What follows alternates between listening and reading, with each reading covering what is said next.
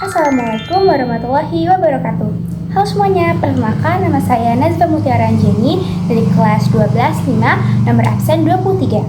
Pada video kali ini, saya ingin menjelaskan materi tentang pembelajaran geografi kelas 12 yaitu pembagian wilayah.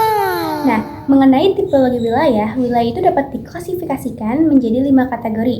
Yang pertama yaitu ada wilayah homogen, lalu yang kedua ada wilayah nodal, lalu yang ketiga ada wilayah perencanaan atau pengelolaan khusus. Lalu yang keempat ada wilayah administratif atau administratif politis, dan yang kelima adalah wilayah pesisir. Langsung aja kita bahas materi kelima-limanya. Nah teman-teman, sebelumnya aku mau ngejelasin apa sih arti dari wilayah. Berdasarkan Undang-Undang Nomor 26 Tahun 2007 tentang penataan ruang, wilayah adalah ruang yang merupakan kesatuan geografis beserta segenap unsur yang terkait kepadanya, yang batas dan sistemnya ditentukan berdasarkan aspek administratif atau aspek fungsional. Nah teman-teman semuanya, aku bakal ngejelasin dari wilayah yang pertama dulu ya, yaitu wilayah homogen. Jadi wilayah homogen merupakan wilayah yang memiliki karakteristik yang relatif sama. Misalnya, wilayah perkebunan yang terdapat keseragaman atau kesamaan antara daerah pertanian. Nah, keragaman tersebut menjadi sifat yang dimiliki oleh elemen-elemen wilayah tersebut. Lalu, wilayah yang kedua ialah wilayah nodal. Nah, wilayah modal ini merupakan wilayah yang memiliki sifat ketergantungan antara pusat wilayah dengan daerah di belakangnya atau hinterland, yang batas-batas wilayah nodalnya itu berdasarkan fungsi dari wilayah perkembangannya dan juga asal-usul wilayah tersebut ya teman-teman semuanya.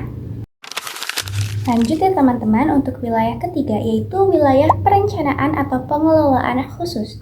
Jadi wilayah perencanaan atau pengelolaan khusus tidak selalu berwujud dengan wilayah administratif, tetapi berupa wilayah yang dibatasi berdasarkan kenyataan sifat-sifat tertentu pada wilayah. Nah, baik dari sifat alamiah maupun non-alamiah yang sedemikian rupa, sehingga perlu direncanakan dalam kesatuan dalam wilayah perencanaan. Wilayah perencanaan tidak hanya berdasarkan dari aspek fisiknya aja teman-teman, tetapi bisa dari sosial, ekonomi, dan melainkan juga aspek ekologis. Nah, untuk wilayah keempat adalah wilayah administratif atau politis.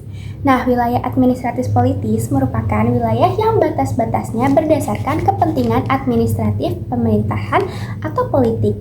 Nah, wilayah administratif ini misalnya seperti provinsi, kabupaten, kota, kecamatan, dan seperti RT atau RW. Kaitannya ini dengan pembangunan wilayah, maka wilayah administratif politis lebih banyak digunakan. Nah, yang terakhir adalah wilayah pesisir.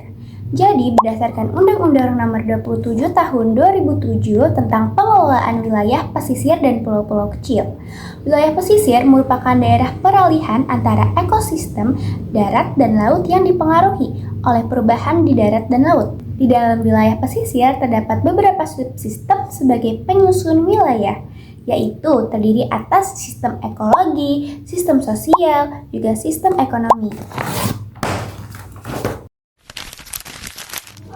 Baik teman-teman, terima kasih yang sudah menonton hingga akhir. Terima kasih juga Pak Zikrullah. Sekian dari saya, wabillahi taufiq wal hidayah. Wassalamualaikum warahmatullahi wabarakatuh.